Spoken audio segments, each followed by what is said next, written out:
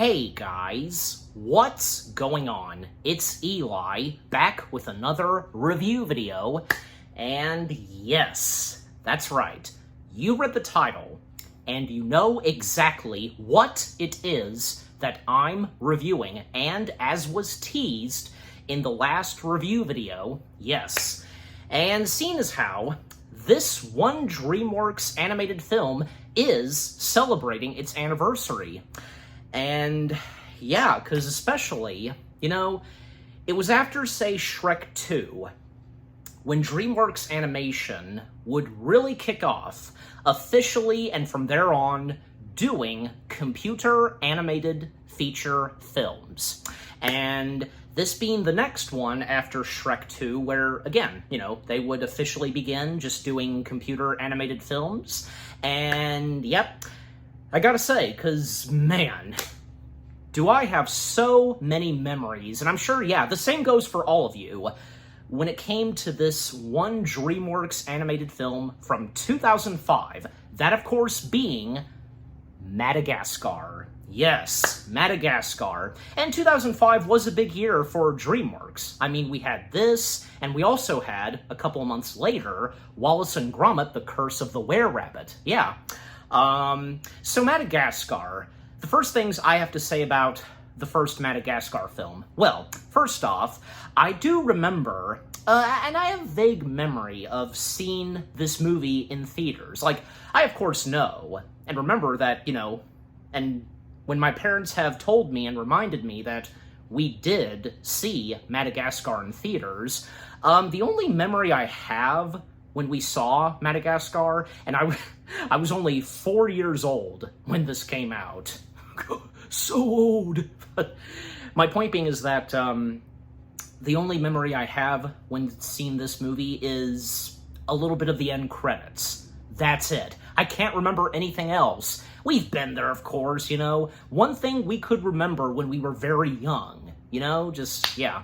But of course, over time, and when watching this movie some more, and when getting a DVD copy of it, and the numerous times I had seen this, watched it, etc., and even when Madagascar would continue with the sequels, and when the Penguins would get their own pieces of material from, having a show, a movie, just, yeah. How it all began with this one DreamWorks animated film, with how its animation style looks, its story, the characters, the hilarious moments here and there, and the film having some heart, of course, and, yeah, and having some memorable, songs, well, most notably one, the music and score by the one and only Hans Zimmer, and just so much craziness happening here and there in Madagascar. Yeah. I, of course, even still, enjoy this DreamWorks animated film. And yeah, this would definitely be in my top favorite DreamWorks animated films. But I gotta say, no hard feelings on the first Madagascar film, okay? I really enjoy the sequel more, the first one, Escape to Africa. Not to say, again, no hard feelings on the first. The first is really good, but I don't know, just the second one, I enjoyed that some more, but yeah. Of course, I enjoyed the third one, all three Madagascar films, but yeah, my personal favorite has to be number 2. And I would say the first one would be right there, maybe be number 2. My number 2 favorite Madagascar film, and number 1 being Escape to Africa. But yeah, I think you get my point. But just, yeah, overall, the first Madagascar film, the one that started it all, it's a really good piece of DreamWorks animation, and it's a shame that, the first one, it got very mixed when it came out, mixed reception, reviews, but that's not to say it turned out bad, right? So, yeah. Overall, it's a memorable DreamWorks animated film, without a doubt. And like I said, right when DreamWorks was officially starting to do full-time computer animated films, and their very last hand-drawn animated film being Sinbad, yeah, after that, they would now move on officially to computer animated films. The next two that they would do would, of course, be Shrek 2 and this. And, Yeah, because Ants was their very first computer animated film. Shrek was the second. And Shrek 3, the third one, the third computer animated film for DreamWorks. And, well, Madagascar, the first one, that is, being their fourth full-on computer animated feature film. So, yeah. Anyways, but yeah, overall, the first Madagascar film. Really enjoy it. Still memorable. Everything about it. Just, yeah. Okay, so, as always, for me, read the description / the story. Alex, the lion, is the king of the urban jungle, the main attraction at New York's Central Park Zoo. He and his best friends, Marty the zebra, Melman the giraffe, who takes too much medicine, I added that in, and Gloria the hippo, have spent their whole lives in blissful captivity before an admiring public and with regular meals provided for them. No content to leave well enough alone, Marty lets his curiosity get the better of him and makes his escape with the help of some prodigus, however that word is pronounced. Again, you know me sometimes. The penguins, yeah. With the help of some penguins, to explore the world. Alright. So, yeah, so, and the first things to mention, like, a little bit of background and a few fun facts to start off, because, well, you know, one thing is that, originally, the beginning of this movie was gonna have, say, adversaries release them from the zoo and such, if anybody knows about that. And also, one of the directors, Eric Darnell, before doing Madagascar, he was originally developing another animated film, which I assume would have been something DreamWorks Animation, called Rockumentary.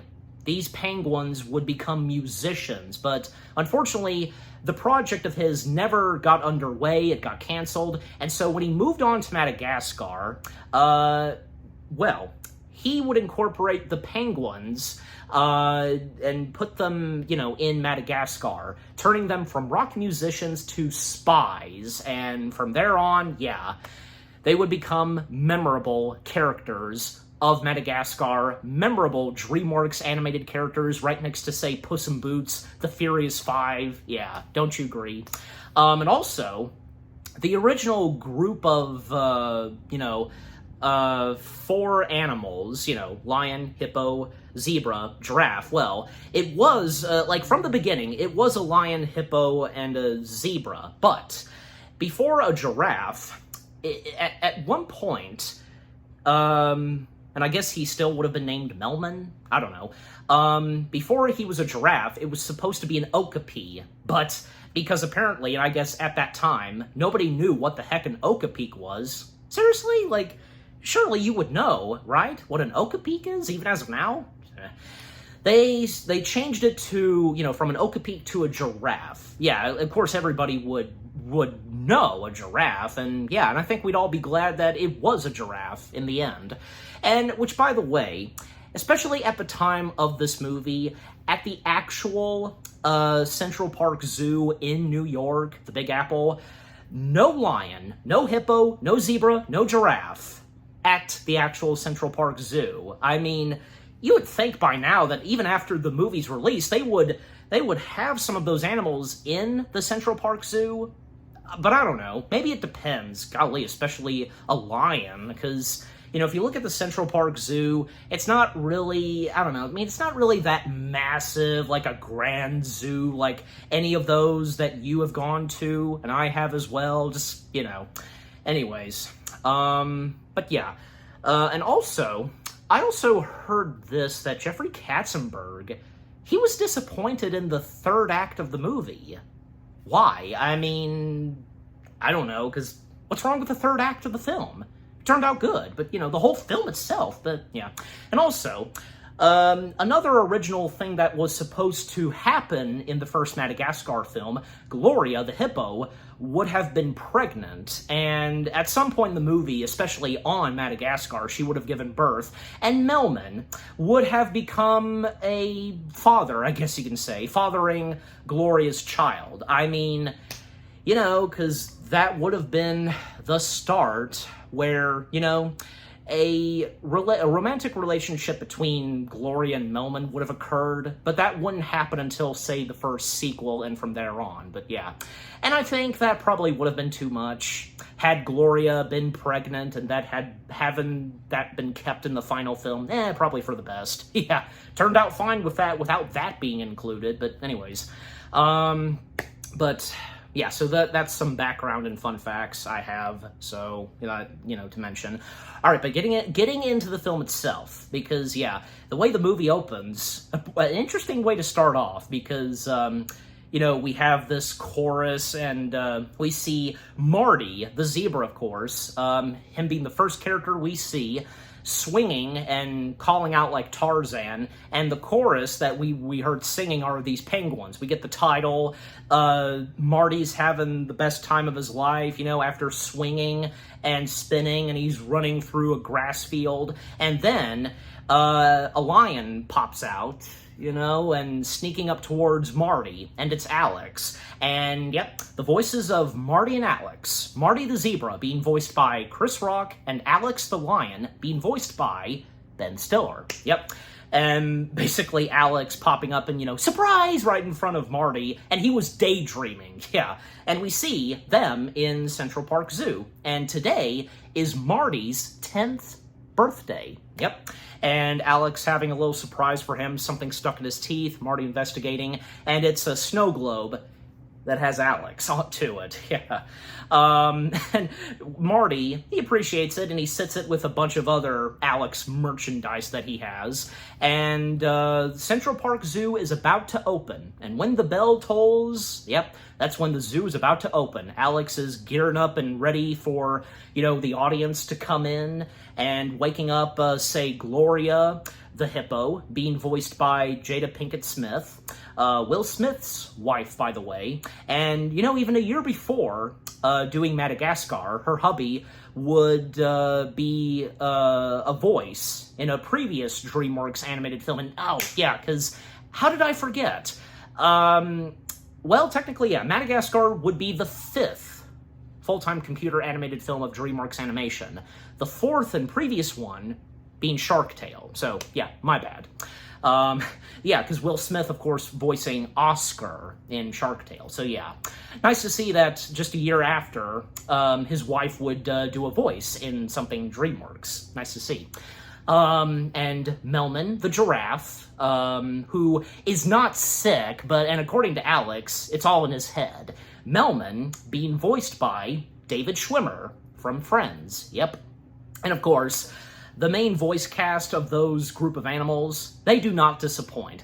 What they bring to the voice performances of these characters, so memorable, and yeah, they fit so well voicing those characters, and with their personalities, and just need I go on. But yeah, so everybody coming in to the Central Park Zoo, and also we get more animals. We see 2 chimpanzees, Mason, being voiced by one of the main employees of DreamWorks Animation, Conrad Vernon, yeah, who would probably be best known for voicing another well-known DreamWorks character, the Gingerbread Man, aka Gingy, yep. And there's also Phil, he's the quiet one, so yeah. Them drinking coffee, a bagel, and a newspaper, just, yeah, after someone threw it away in the trash, a cup of coffee. And yeah, they get in their positions, the group of animals, most notably Alex and Marty, putting on a show for them, and especially for Alex. Just, he's the center of attention for the crowds of New York when visiting the zoo. You know, roar! Yeah, they love him. They're his fans. And Marty putting on his own show, like doing a spit trick with water, even like, you know, armpit fart. The kids are enjoying it, but the parents, not that much. And even when we see someone taking pictures of the animals from Alex, Marty, Gloria, and Melman, then we come to the penguins, and our main cast of penguins being 5.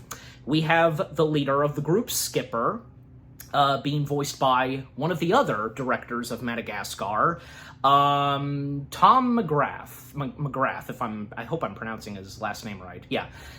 There's also Kowalski, voiced by another employee of DreamWorks Animation, Chris Miller, who also voiced the Magic Mirror in the Shrek franchise. There's Private, being voiced by Christopher Knights, another employee of DreamWorks Animation, who previously voiced the 3 Blind Mice. Yep. How can you not recognize his voice? Because he's British, and, you know, when hearing the voices of Private and the 3 Blind Mice, you would instantly know, right? And I think the same goes for the Magic Mirror. Magic Mirror, Kowalski, yeah. Basically, if you couldn't tell already, the penguins, they act as super spies, and they're attempting to escape the zoo. And they're getting there. They've broken their last shovel. Rico is ordered to snatch a spoon from a boy, and Skipper and Private, they still put on a show, distracting and such, and not make a scene. And then at one point, the penguins come across Marty's facility, you know, his place in the zoo. They thought they got out by now. Maybe they've made it to Antarctica, but no, they haven't. And Marty's curious what exactly they're doing, and Skipper whispering to Marty, you know, can you keep a secret? Do you see any other penguins around here? You know, of course not. We don't belong here. So that's why we're going to Antarctica, to the wild, best way to put it. And Marty, he's fascinated by this, and he now wants to do the same thing like what the penguins are doing. You know, and he was feeling like that early on, because, you know, just on that day, on his 10th birthday, just the same thing, you know, every day being in the zoo, nothing that special, just, yeah. It's pretty funny, because, you know, Marty wanting more information from the penguins, but, you know, Skipper, you didn't see anything, right? And then grabbing a Alex cup and, you know, sticking it in the hole. But yeah, it was funny. And at that point, the zoo is about to close, and Alex finishing his routine, entertaining the audience, and all the flowers they throw at him, including someone throwing him a pair of underpants, but then he, like, bing, and then it lands on Melman. Ah, underpants! And, well, yeah, again, the zoo closing, and that evening, everybody having their meals, and all the chefs, you know, do.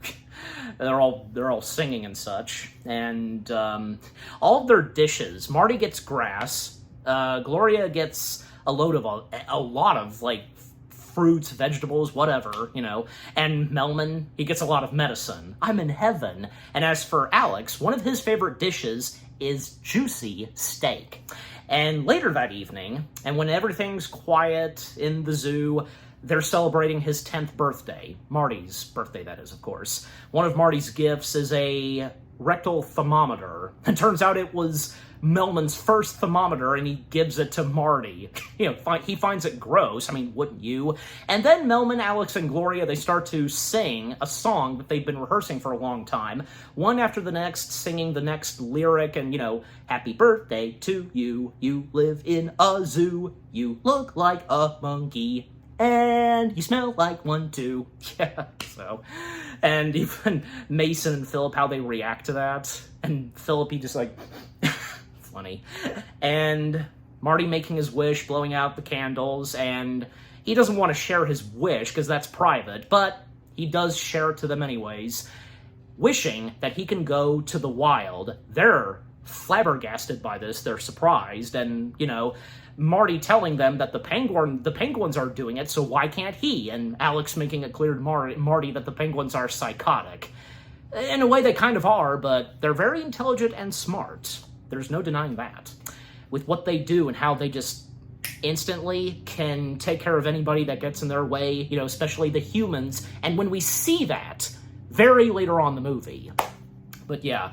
But, you know, overall, Marty, he wishes that he can do so. He can, like, you know, go for one day, and even, like, when it's suggested, Connecticut. So, but yeah, overall, the party wraps up for Marty, and Marty feeling a bit down, and Alex, telling, Marty that where they're at, where they've always been, in the Central Park Zoo, like, how great it is, life is, and such, but for Marty, not that much. And even when Gloria, gets Alex to talk things out with Marty and such, like, it's the finger pointing that Gloria does. It was funny. But yeah, and the moment where, Alex tries to talk things out with Marty, even when, like, say, pointing out the stars out in the nighttime sky, but it's one star, but it's not a star, it's a helicopter. And when at one point Alex tries to get Marty to sing along with him, dot, dot, da da da, start spreading the news. That song, of course, since they're in New York, yeah. What other song could you think of singing in New York than that? And Marty does join in at the last moment, and come on, the little words, 2 little words, yeah. And some of the neighbors in the Central Park Zoo, keep it down, just, we're not all nocturnal, So funny. But overall, yeah, things seem to go well, but still, Marty feeling down and wanting to get out of the zoo for maybe just one day, and yeah. But Alex still thinking it's a bad idea for Marty to do that, but yeah.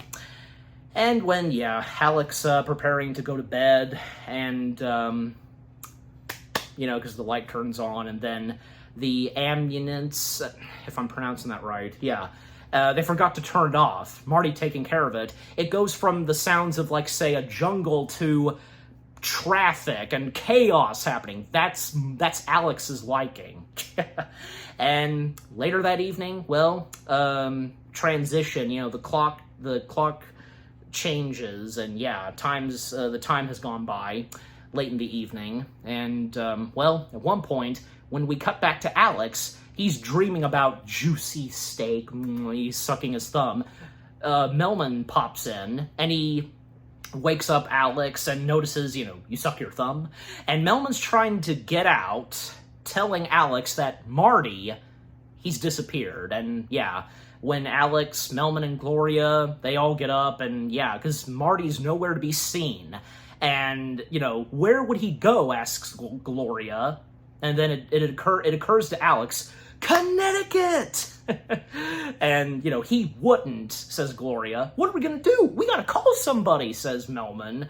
And and then Alex going for a phone box. Well, those phones that you would see out in the streets, hello, get me missing animals. But, wasn't thinking straight, because when we see the human listening to it, all he's hearing is roaring, and he's just completely puzzled. Hello? And wait a second, we can't call the people, they'll be really mad. And getting Marty transferred and so on, and they're worried that maybe Marty could be lost and frightened out there. But when we see Marty, no, he's perfectly all right. And when they play the iconic song from Saturday Night Fever, staying alive, and come to think of it, because, that was one of my earliest introductions to that song, and I was too young to understand that reference, right? I mean, I think we've all been there when we saw this movie, but so then Alex, Gloria, and Melman,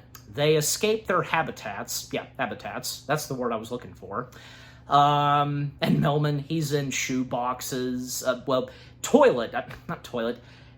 tissue boxes. They're on his feet. Well, it helps for him. And then we see the 2 chimpanzees. Mason and Philip tag along, and Mason mentioning to Philip, I hear that, what's-some-face is playing at Lincoln Wolf Center. Well, of course we're going to throw poo at him. So now they escape, and they're tagging along with what they're going to do and such, And we, when we would cut back to Marty, like, we see him out on the ice skating rink at New York, and even when at one point he interacts with this police horse, and that's how he's credited. The police horse being voiced by David Cowgill, if I'm pronouncing the last name right, pretty sure. The police horse, helping out Marty on the directions to get to Grand Central Station. That was mentioned earlier on. Marty wanting to attempt to get to Grand Central Station, make his destination to Connecticut, and be back the next day. And then a police officer that we see who's riding on the police horse, being informed about the zebra. Yeah, zebra, right in front of me. Can I shoot it? I'm gonna need some backup.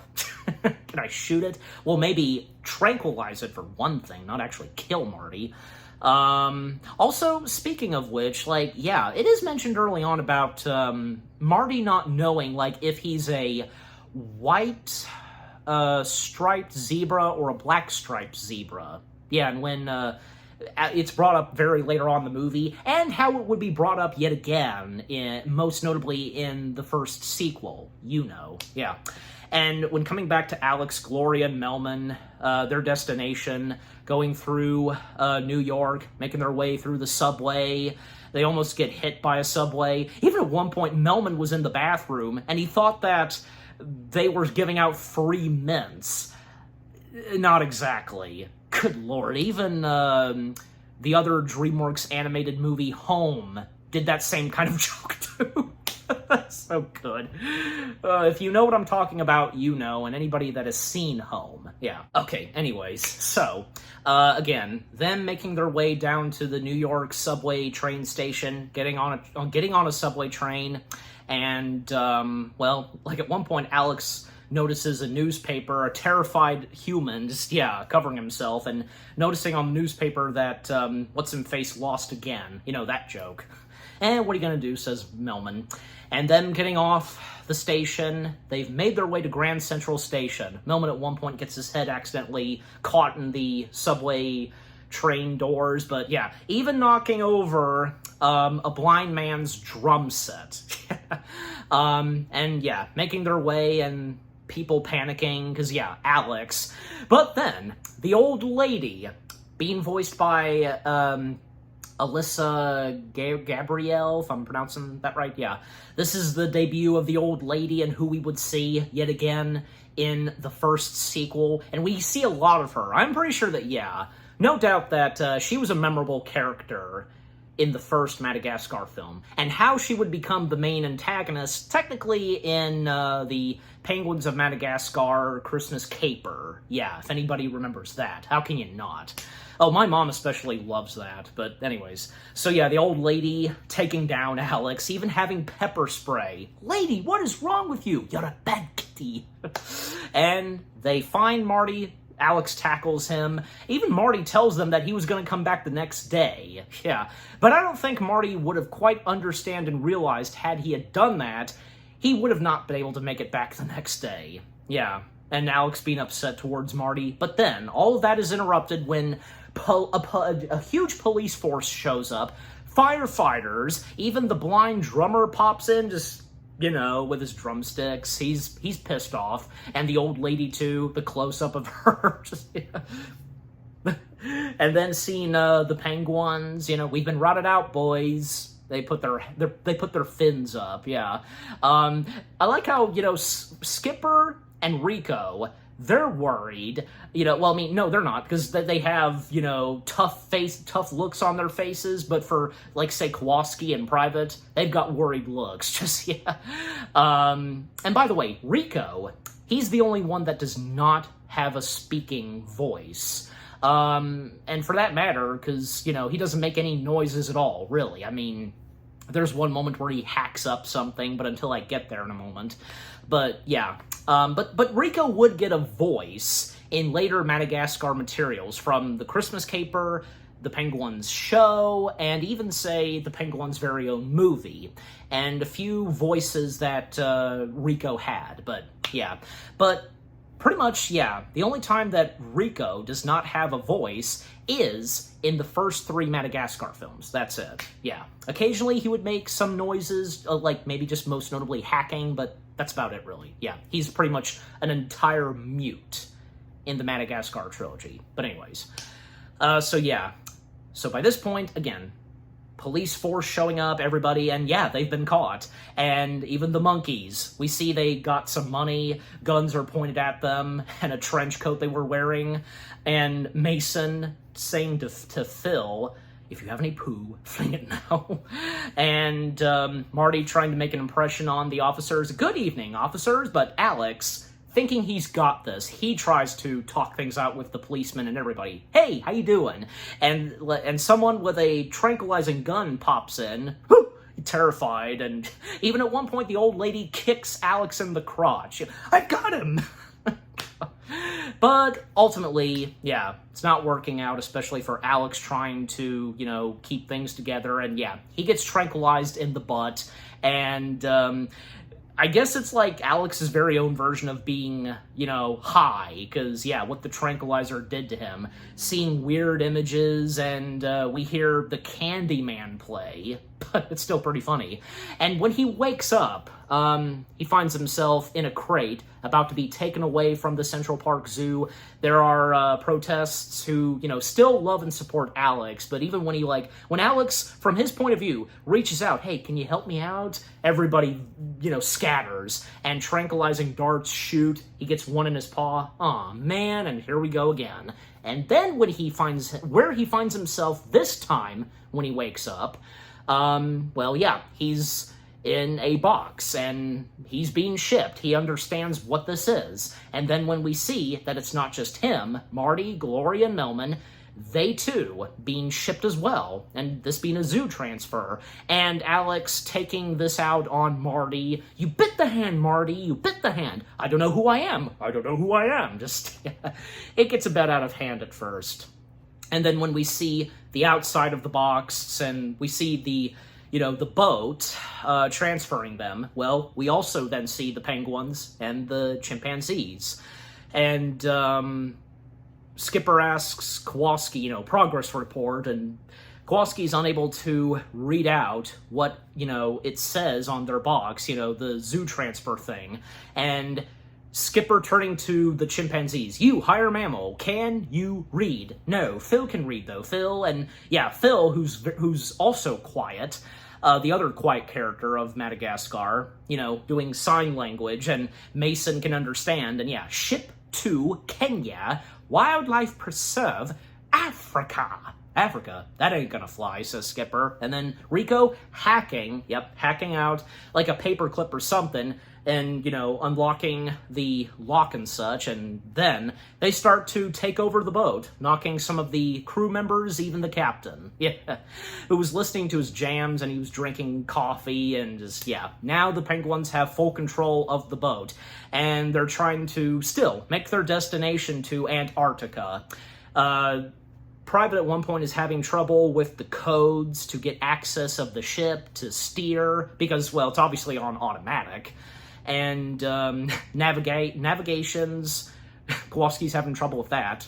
All right, let me think. And shut him up, because the captain was tied up and tape and such.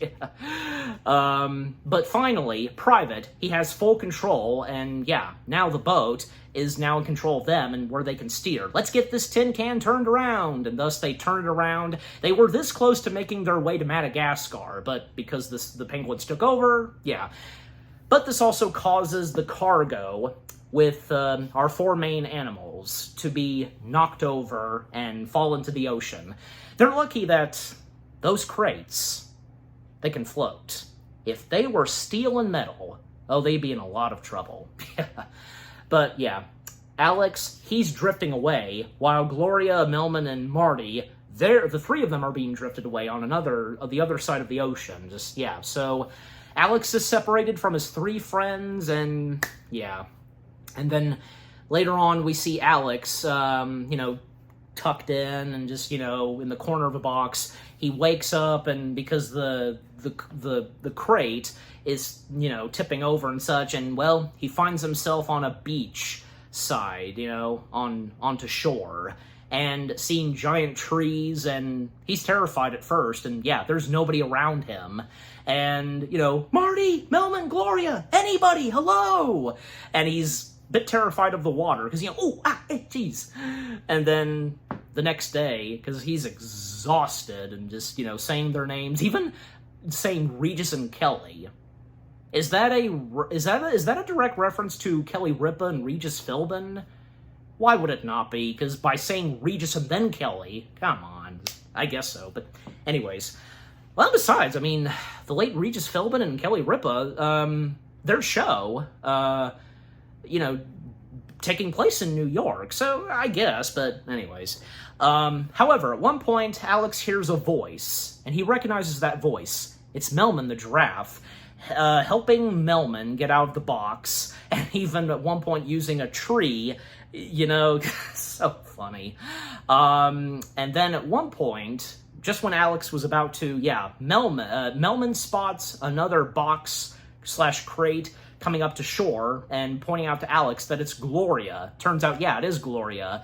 Alex knocking on the box, boom, and then he lands on top of Melman, breaking the box. Gloria popping out, has seaweed on her head and crabs and such. Alrighty, boys, fun's over. And then Marty pops in, riding on dolphins. By that point, he got out of his box, and the dolphins helped him out. And then, a happy reunion at first between Alex and Marty, but then, that escalates quickly. It changes when, Alex is still outraged by Marty. And by the way, this being in slow motion when they were running towards one another, and that iconic music where, those guys are running on the beach. You know what I'm talking about. And in slow motion, Marty! And Marty then sang, "Oh, sugar honey iced tea." Now think clearly on why he said that and what that means. Oh, sugar honey iced tea. If some of you know, you know. I tell you, it's obvious when I bring this up. DreamWorks Animation, some jokes that they get away with, adult jokes and such, so good at it, especially their earliest computer animated films. Well, even most notably, the first Shrek film, and from there on. Just, anyways. But, Alex outraged by Marty. "I'm gonna kill you, Marty!" And that all calms down at first, and even when, because Melman and Gloria, they're trying to keep things positive, happy to be reunited as a family. And Melman asking, well, here we are. Where exactly is here? And that's when, they turn around and see that, they're on a big tropical island, and Melman suggests that it's probably San Diego. And maybe possibly there could be someone in San Diego that could help them out. Sure enough, they start to hear some music play. And if there's music playing, well, that means that there could be humans nearby, and thus, them following the music. Alex at one point gets into some shenanigans, like, stepping on a prickly thorn, from a plant, getting caught in a spider web, and a tree coming down on him. Poor Alex. Like, the island has not been kind to him at first. Then, at one point, when just only Gloria, Melman, and Marty, with how far they've made their way, following the music, they find themselves seeing a huge group of lemurs dancing and such, and then we see the main lemur, the king of the lemurs of this island, King Julian. And King Julian being voiced by good old Sacha Baron Cohen. Yep. And, Julian singing the iconic song of this movie, "I like to move it, move it. I like to move it, move it. You like to move it." Yes. And Marty's enjoying it, but Gloria is confused, and so is Melman a little, but And, there's no way that this is San Diego. And when they learn later that this is Madagascar, but anyways, and, because that's what their destination was going to be, but actually, no, because even, had it been Madagascar or, now, as I recall, it is Africa. Them being shipped to Africa. And why would the penguins have gone to Madagascar? If anything, surely they would know, the humans would have known that, the best place for the penguins is, South Pole, Antarctica, that kind of stuff. But yeah, anyways.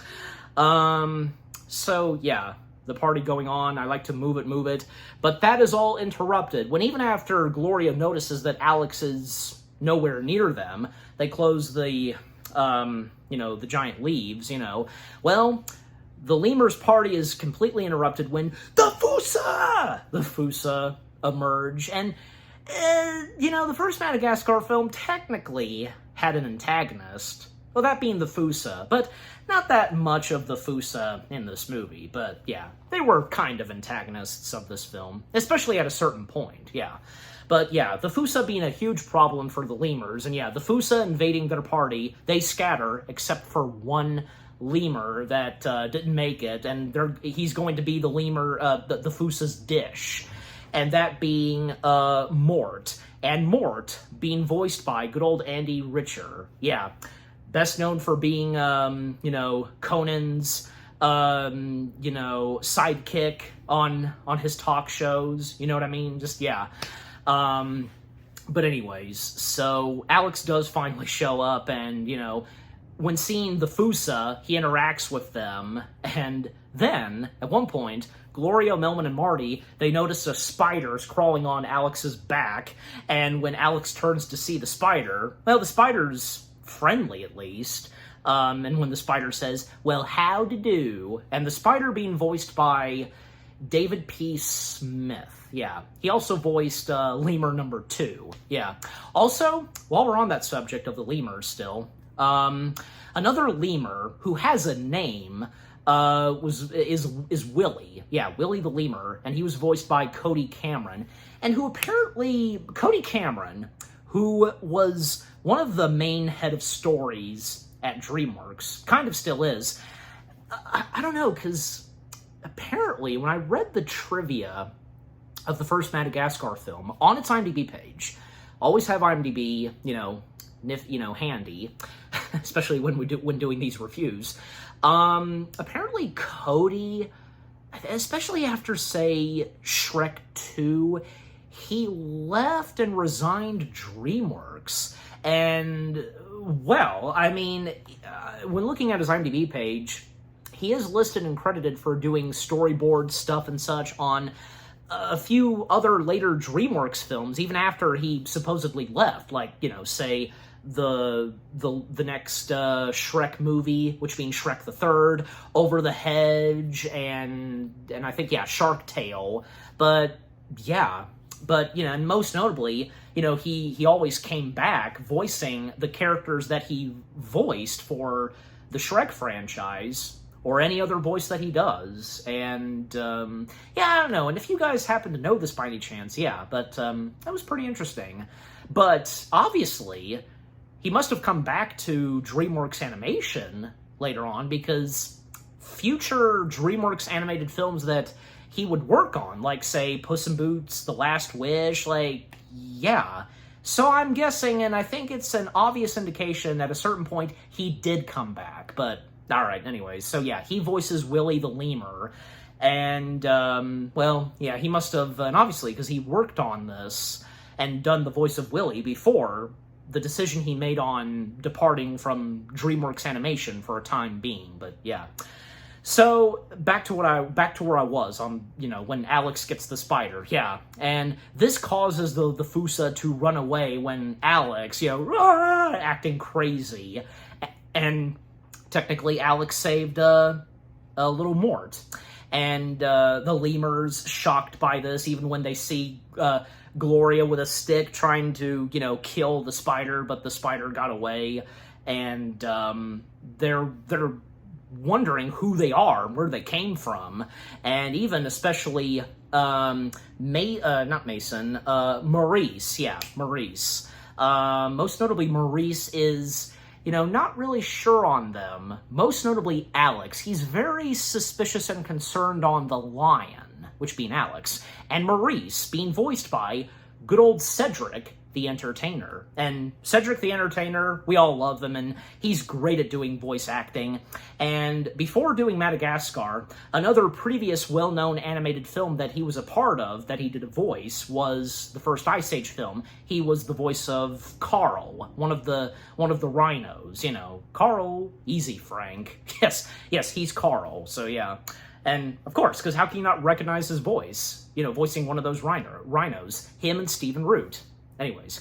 And Julian has an idea by kicking Mort right in front of them to see what they're like. Mort is terrified, and even when Alex, he tries to, you know, approach to Mort, "Hi there," you know, his teeth, and this terrifies Mort, and Gloria steps in, calms down Mort, and yeah, and Julian now suspects that there's nothing wrong with them, and has him and all the other lemurs greet them, and yeah, and when getting to know Alex and the others, they, at one point, would be called the New York Giants, yes, and Alex, you know, doing the talking, you know, asking Julian if there's any humans, people on, you know, Madagascar, and Julian pointing up that there technically is, but they're dead. And we discover that there was a plane that crashed in Madagascar, and those humans that were on the plane and so on, they all sadly didn't survive. And even Maurice telling Alex and the others that, you know, if there were live people here, this wouldn't be the wild. And yeah, and Alex, at a certain point, he's terrified by this, and he, at one point, attempts to swim out in the ocean to head back to New York. But yeah, even when Gloria stops him. But as for Marty, he's the only one at first that's really has no problem with this at all. But as for, say, Gloria, Melman, and most notably Alex, yeah, they try to attempt to find ways to get off Madagascar. Then at one point, we cut back to the penguins, and by this point, they've just about made their destination. They're this close to Antarctica. Well, boys, it's going to be ice-cold sushi for breakfast, them high-fiving, and sometimes, you know, poor Private, he would miss the high five and he would accidentally get slapped in the face. And, yeah, they are now about to celebrate. And then, after that, we come back to Madagascar. Apparently, they've made Melman a grave, and they've made, like, a poem or text, whatever, that Alex wrote, but part of it gets washed away. And, you know, Marty, he's still having the time of his life, what he wanted to do in the first place, this being his dream, and it's come true, for now.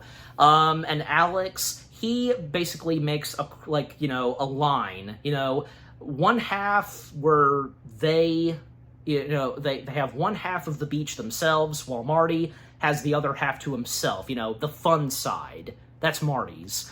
And we then see later on, because still, their attempts to try to get off the island. At one point, Alex is building something. He even made a Wilson of his own. And yeah, by the way, the references that are in Madagascar, especially when we get up to, say, Madagascar, the island itself, yeah, the references that they would be doing, like, yeah, one of Castaway, one of Planet of the Apes, it's pretty funny.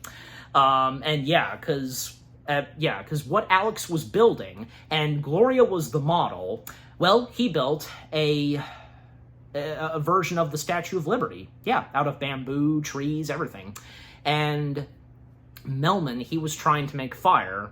He's having no luck, but out of nowhere, he does. And originally, he would have said a similar line to Tom Hanks in Castaway, "I have made fire!" But the guys doing Madagascar, the directors and such, they felt that was too much, and thus it was removed.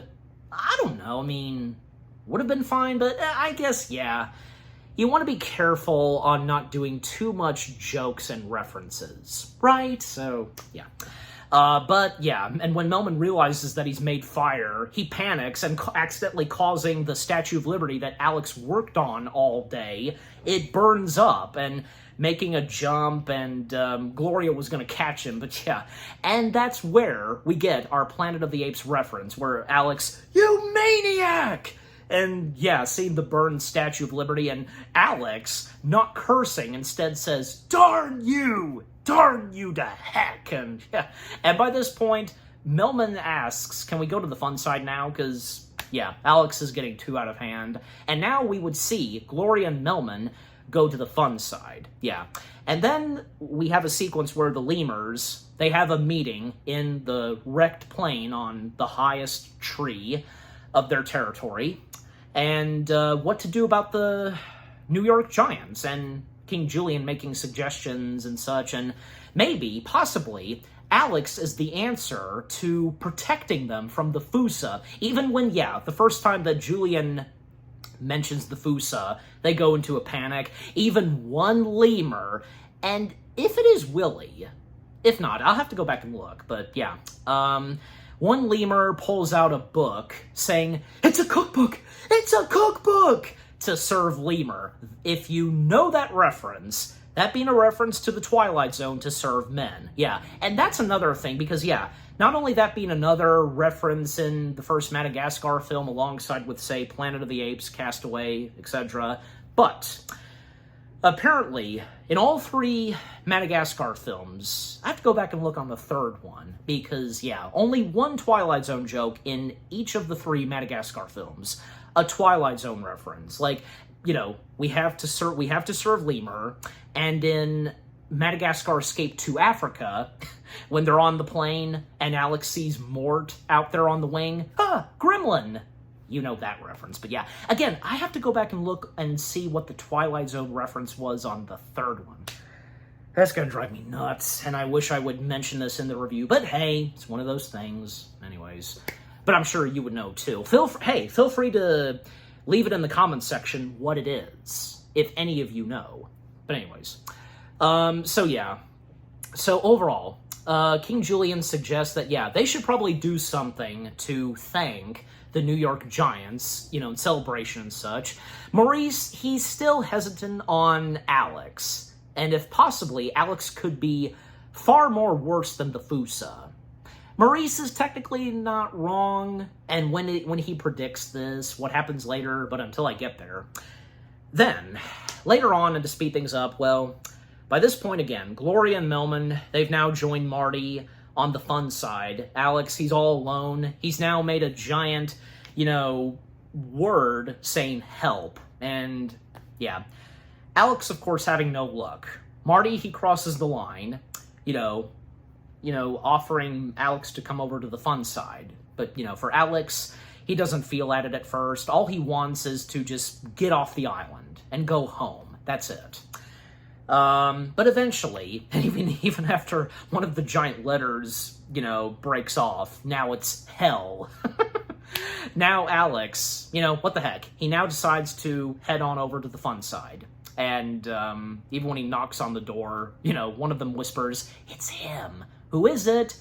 And Alex's response is, "It's the pizza man. Who do you think this is?" And Alex apologizing for what he did and acting like a jerk and such, and willing to give what they're doing a shot. And yeah, coming in to Casa del Wild, yes, that's the name that Marty says, that he calls it. Yeah, what he's built, you know, a rooftop and a bar and chandelier, and just when opening the rooftop and we see all the stars, oh, just really amazing. And the beverages that are served, well, it's seawater and him spitting it, and Marty pointing out that, you know, you don't swallow it. Of course you don't, it's seawater, duh. But anyways, and yeah, as I mentioned, when opening the rooftop and we see all the stars, finally, they get to see a great view of stars, unlike, say, early in the film when, yeah, no stars in New York. And by the way, fun fact, another fun fact, New York and Madagascar pretty much being the only two locations in the first Madagascar film. Apparently, they were built. They're the sets are bigger than life, than the characters, if you know what I'm talking about. And yeah, I mean, because no doubt about it that, hey, this was a big movie for them and building big sets. I mean, I think probably this would have to, I would assume, well, why would it not? Because Shrek 2 had big sets and the different places that the characters went, so, but anyways. Also, did I forget to mention this, that, Madagascar having come out a year before, another animated film that would kind of be in that same territory as Madagascar, The Wild. Yeah, apparently from what I read, The Wild was coming first before Madagascar, and if you know this too, and who cares, if we have to bring up, say, a whole controversy of ants versus A Bug's Life, who cares, just, hey, Madagascar came first, and that turned out pretty good, but as for The Wild, sadly, bad luck. But for me personally, I didn't think The Wild was that bad, but that's another story. Anyways, so yeah, the moment where they're looking at the stars, and Alex, so far, seems to be enjoying this, slowly but surely, and Marty promising Alex and the others that, he'll do something about this, and the mentioning of steak and such, just, yeah. Then, we cut to, obviously, this is another dream for Alex, where, yeah, because, actually, no, because, well, yeah, technically, where we see him dreaming of steak falling down, he's doing this, like he's making a snow angel. That's a reference. Even when I was younger, and I'm pretty sure, yeah, the same goes for you. Obviously, we wouldn't have got this reference, but now that we're older, we do. American Beauty, if you know, you know. Anyways, so Alex, again, enjoying paradise with falling steak, even when at one point he grabs the steak. But when he wakes up hearing Marty's voice, he's apparently licking Marty's back or something, and to try to clear things up and to save himself, 27, 20, 20, 20, and Alex telling Marty that he's a black zebra with white stripes, and then him saying goodnight, pretending to, and, they go back to sleep. Gloria and Melman, they're confused and just like, what the? But as for Marty, he actually smiles, because him now realizing, and thanks to Alex, that, yeah, he is a zebra who's black with white stripes. So, yeah, that was nice.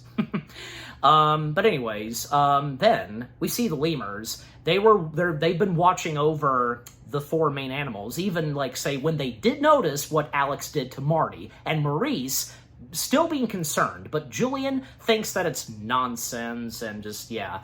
And them waiting at a certain point in the evening when they're really fast asleep and what they're gonna do next. And it's a bit quiet at first. And then King Julian's like, how long is this going to take? And this causes the four animals to wake up and just, yeah, what was that? And they quickly hide themselves in a tree, and yeah. Then after that, we cut back to the penguins, Arctica. And apparently, I've listened to the commentary. I did listen to the commentary for the first Madagascar a few times. Apparently, according to the directors, that was going to be saved at the very end of the movie, originally, where the last thing we see in the movie is them being in, Antarctica. But they felt as though that, yeah, that shouldn't be the last time we see the penguins in this movie. And a good thing, too, because how they would have a key moment very later on in this movie. And until I get there, yeah, we're getting there. Anyways, and yeah, because that scene where they're just sitting there quiet, it's very snowy and such, and they're not really doing anything. One of them shakes, but yeah. And then, Private turning to the others, all three of them turn their heads, and Private letting out, saying, well, this sucks. Fun fact, when my family and I saw that in theaters, and I wish I could remember this, like I said, I can only remember a little bit of the end credits. That's it. But this I wish I could remember, physically remember. And, well, thanks to my parents, they've told me this, that my late grandmother on my mom's side, she was with us too, seeing Madagascar. My mom told me that she almost felt that my grandmother was almost about to lay an egg because of that. Well, this sucks. Obviously, yeah, that's definitely a big laugh for the audience seeing this movie, without a doubt. But so I thought I'd mention that. Anyways, so after that, well, King Julian trying to wake up Alex, and even noticing Alex sucking his thumb. You know, you suck your thumb? And yeah, a big surprise for Alex and everybody else. You know, paradise in Madagascar, and the great view that Melman saw, you know, when he was daydreaming at the very start of this movie, the mural right in front of his habitat, you know, that he faces when on the treadmill, it's right there in front of them. And Marty encouraging at one point Alex to get into this, you know, and to run through the grass fields and, you know, who's the fastest? And, well, this is where Alex, his wildness starts to kick in. It almost did that last night when he was licking the back of Marty, but this is where, yeah, it really starts to kick into him. His eyes widen and his claws show, yeah, and also doing surprise again, but yeah. And even at one point they swing vines and wailing like Tarzan. And everybody, they're having a good time. Gloria is enjoying paradise. Melman is enjoying a good massage, and especially when Alex pops in, he's going fast. And then Alex puts on a show, just like what he does at New York. You know, Alex the Lion! Rah!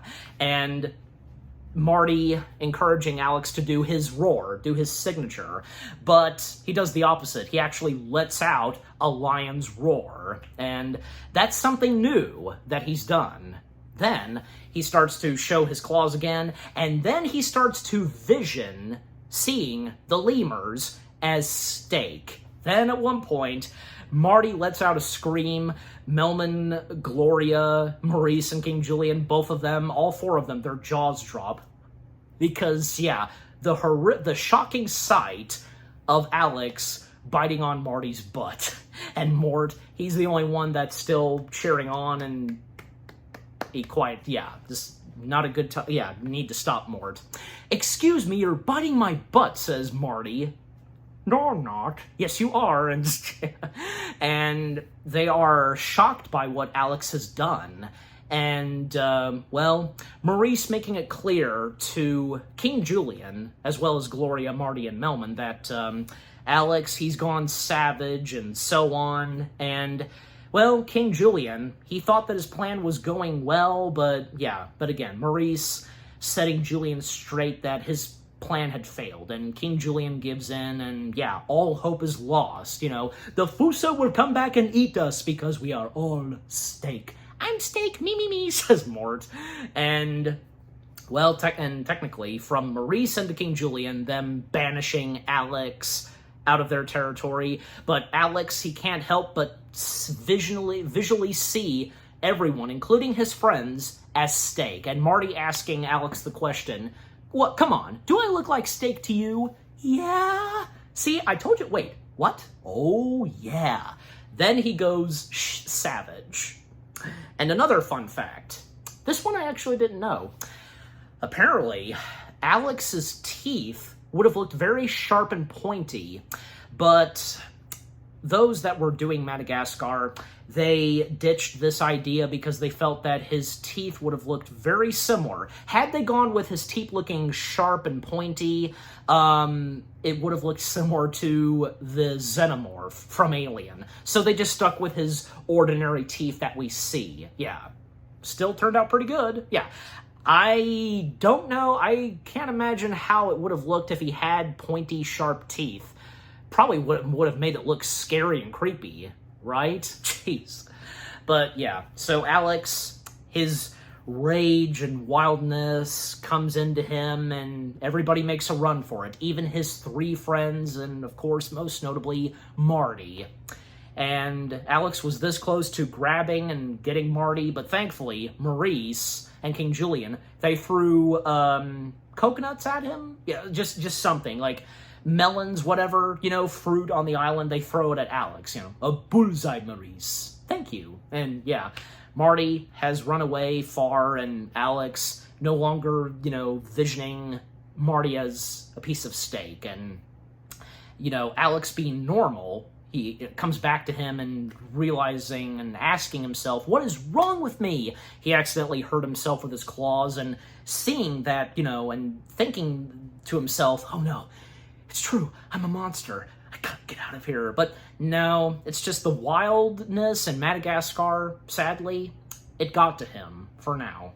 And then a sad sequence / montage where, yeah, from Alex and his three friends, they're separate, from them, and, he's separated from his three friends. What happens to them? Like, Alex, getting into more shenanigans, and even when he tumbles down a hill, from a plain grass field to rocks, to flowers, to cactuses, and even when he's attached to one cactus, and he falls down in a river, then going down a waterfall. Then he finds himself in Fusa territory. The Fusa don't make much of him being there.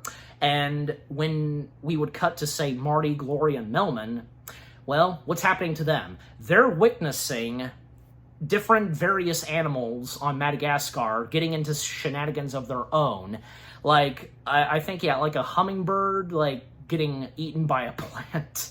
And when the plant makes a tiny burp, Melman just, and then, like, a rat, mouse, I think, yeah, it's a mouse, getting attacked by a snake at one point, but then also a bird comes in, snatches the mouse. Then at one point, a little cute baby duckling emerges. Marty helps out the duckling find water, and by doing so, but then, a gator munches it, and the look on the three of them, their faces, yeah, life is not pleasant. Like, it can be dangerous sometimes for animals, if not every single animal, yeah. And as for Alex, well, by this point, in Fuso territory, he's made his own piece of property of his own, where, he's made, thorns and a sanctuary for himself, habitation for his own, and to keep himself safe and protected so he cannot harm anyone else, and most notably his three friends. Yeah. He knows what he's doing, just, yeah. And then after that, and by the way, the song that was playing during that sequence was, yeah, you know the song, because, what a wonderful world, that song, yeah. Perfect fit for this, and I think that was one of my earliest introductions to you-know-who and who sang that song. Yeah, you know. And Marty, feeling that this is all his fault, he's the one that started this. What he dreamt of, and how is he supposed to know where the dream that he had, where it would lead him along with his friends? And most notably, Alex, his best friend. But Gloria and Melman assure Marty that it's not his fault, and they'll do whatever it takes to get Alex back. And then at one point, we hear this noise. Melman thinks that it's Gloria, like maybe she farted or something, but, her saying, that wasn't me, that was the boat, and yeah, the boat is nearby. It's nearby Madagascar. Them rushing to shore, the beach sighting, and they see the boat, trying to wave it down, and it's now making its way to where they're at. And Marty at one point was going to go after Alex, but yeah, Gloria was not going to let Marty go there by himself. Then the boat emerges, making its way literally on the beach and blowing its horn, causing the giant trees to, because of the blast of the horn. And Gloria and Melman, they see that the penguins, they took over the boat. And they ask the penguins, where are the people? And Skipper's response is, we eat them and chop their liver and so on.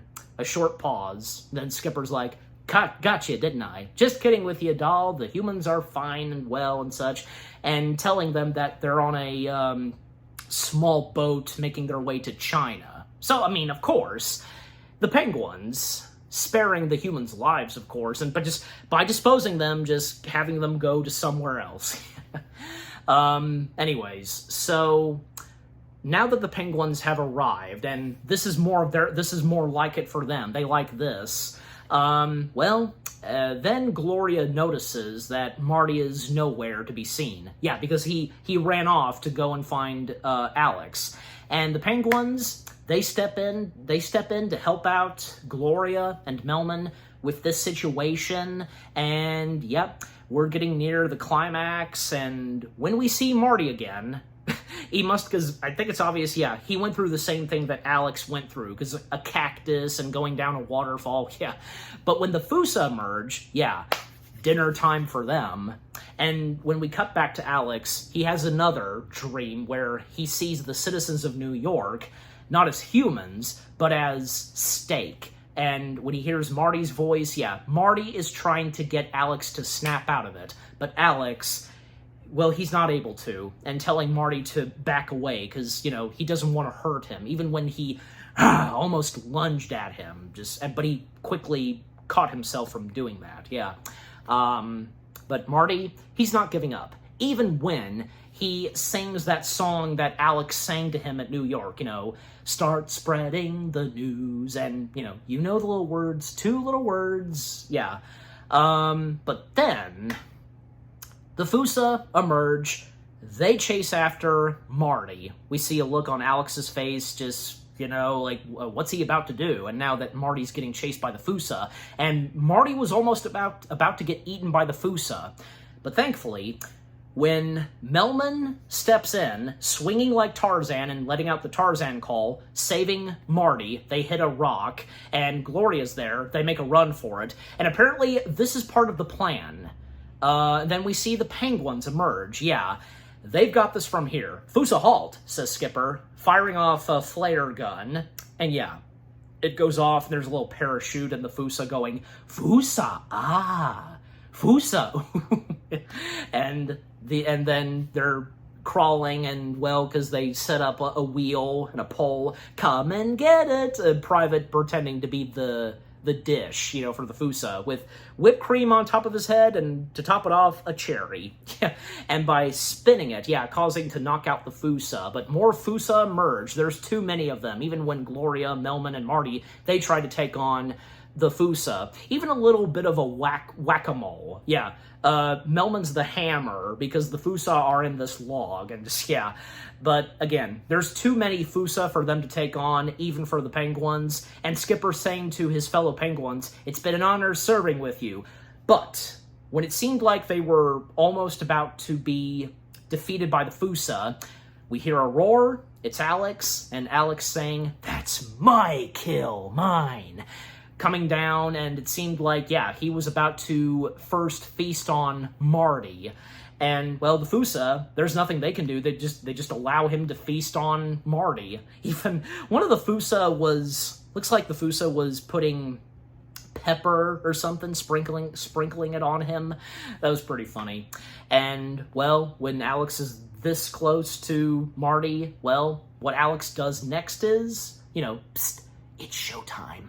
And that's when, yeah, Alex, he finally snapped out of it, and thanking Marty for not giving up on him. And Marty, he goes off on Alex, you know, you almost gave me a heart attack, and he's kind of blowing, you know, Alex's cover, and just, you know, getting Marty to be quiet, and, you know, guys, just, you know, go with the plan. Like, you know, like I said, it's showtime, and they're all mine, and they play along, and yeah, Alex acting psychotic towards the Fusa, and warning the Fusa to never come into his territory again. Yeah, scaring the living daylights out of them, and even when he took one of the Fusa, like, woo, woo!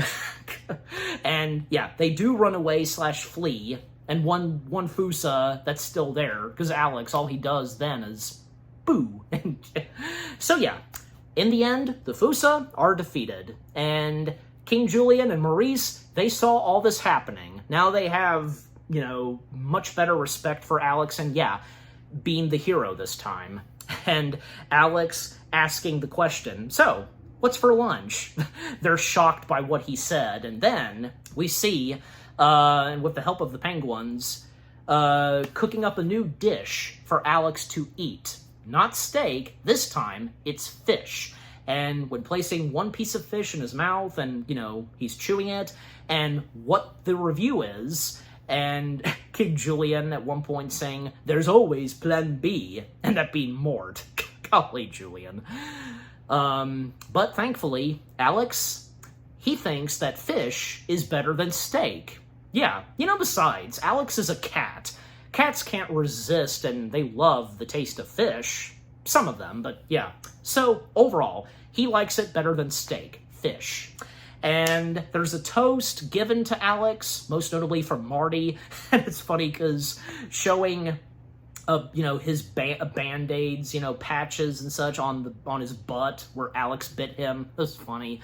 But yeah, overall, things are cleared up. Everything's better than ever for our main characters and for Alex, He's back to his old self, no longer eating steak, no longer being ferocious, and now liking fish. Yeah. And, well, the decision is made, and most notably from Marty, that, they can disembark Madagascar. Even though it was Marty's dream, Marty will do anything with his friends, how he puts at it, and that's very sweet and kind of him. Yeah, because his friends are what matter to him the most. Yeah. And also, King Julian, he passes his crown to Alex, but not because he wants Alex to be the next one to take the throne. No, because King Julian have a much better, bigger crown. And it even comes with a gecko, Stevie. Yeah, and we would see the orange gecko Stevie at the beginning of the next Madagascar film, who, by the way, Stevie takes over ruling Madagascar for the lemurs. And yeah, so then with the epilogue, we see our main characters boarding the boat. They are going to disembark and coming up with ideas and suggestions that maybe they should stop at some places before they officially make their way back to New York. And as they're making their way back to New York. And by the way, we can see in the background that the two chimpanzees, Mason and Philip, they're still alive and well, and geez Louise, they were there for that whole journey on the boat, even when the penguins got to Antarctica. You would think, right, that maybe they would have been freezing to death, but somehow or somehow and such, they managed to survive, that entire boat journey thanks to the penguins. And when they made their way to Madagascar, they definitely for sure missed a lot, especially at the very end. But yeah, it's nice to see that we do get to see the chimpanzees and they're okay. Yeah. And then when we see the penguins, because yeah, they're enjoying paradise in Madagascar now, Private asks Skipper, "Don't you think we should tell them that the boat's out of gas?" Because the boat did end up, running out of gas. And Skipper's response is, "Nah, just smile and wave, boys. Smile and wave." That was the first and last line of Skipper's in the first Madagascar film. How fitting is that? And that being the last line of this movie. Yeah. And the penguins, we see them sun tanning, just, and because they have sunscreen, it was pretty funny. And then, yeah, the end credits. Like I said, I remember a little bit of the end credits. The only, physical memory I have seeing Madagascar is a little bit of the credits. And the credits were pretty fun at the beginning, because, yeah, another rendition, the full-on, music video, I guess you could say, the song, I should say, of Move It, Move It, yeah. All of the characters dancing, even some of the humans, they dance too, even Granny, because, yeah, when she walks in, then she break dances, she's really moving those moves and such. Yeah, you go, Granny. 3, 2, 1. Yeah, King Julian finishing the song, and yeah. And technically there's an end credit scene. Not really, because the best way to put at it, and if you stick around at the very end of Madagascar, well, remember when Alex was having, weird visions when he got tranquilized? Well, one of them being Gloria as the Statue of Liberty, flying up and throwing, at the camera and such. Yeah, we see that. That's a fitting way to end off the movie. But yeah, just a funny / great way to end off the film right there. The first Madagascar film. Yeah, the first Madagascar film, the one that started it all. Still, again, it's a really good piece of DreamWorks animation. and just, it's really good. Yeah, what more do I have to say? Everything from beginning to end, a good story, the characters, the music and score, really good animation, and which, by the way, the animation being, inspired by, say, the Tex Avery and Chuck Jones cartoons, and especially because, the comedy to the animation, the squash and movements to the characters in the Madagascar films, yeah, I'm sure you know this, and the backgrounds, the giant sets, the main ones, of course, being New York and Madagascar. Amazing. And when looking at the behind the scenes of the first Madagascar film and how much was put into the animation, yeah, it was amazing. The references, the hilarious moments, the emotional moments, yeah, just everything from beginning to end in the first Madagascar film. Not a disappointment at all. Yeah, it's definitely one of DreamWorks Animation's top, best animated films they've done. And again, when they just got started, officially doing nothing more but computer animated films. Yeah, so... And also, yeah, I like to Move It, that being a memorable song from this movie, and just, yeah, I mean, I could go on, but yeah, overall, the first Madagascar film, just brilliant. Perfect in every way from beginning to end. And I'm giving the first Madagascar film, well, what the heck, yeah, just why not? 10 out of 10 stars, yes. 10 out of 10 stars for the first Madagascar film. And what about you guys? What did you think of the first Madagascar film itself? Any of you that got to experience this in theaters, or if you didn't, when it came out, say, on DVD and so on, what are some of your favorite moments from the first Madagascar film? Your favorite jokes, references, your favorite characters, and of course, the song I'd Like to Move It, do you enjoy the penguins, the lemurs, our four main cast of animals, the chimpanzees, the humans, and just, yeah, anything, from the first Madagascar film, just overall, what do you think of the first Madagascar film itself? And by the way, is this one of your favorite Madagascar films in the Madagascar franchise? Like this, the second, third, or anything to do with the penguins of Madagascar? Yeah. But again, overall, what do you think of the first Madagascar film itself, with what I've had to say, my review on it, and yeah, what did you think of my review? Leave comments and give this review video a like as always. And so, with all that being said, thank you very much for watching. I hope you guys enjoyed my review of the first Madagascar film. More review videos are coming your way. They're going to be awesome. Keep looking forward, and I'll see you guys in the next video / review. And stay tuned later tonight, because what I will be reviewing next is another animated film.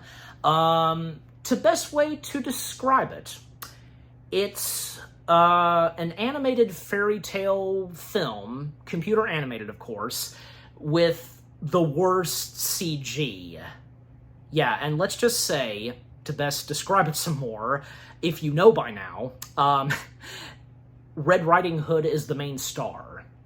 Yeah, it's obvious, you know what I'm talking about. Again, stay tuned for that. Take care, happy anniversary to the first Madagascar film, and peace out. I like to move it, I like to move it, you like to move it.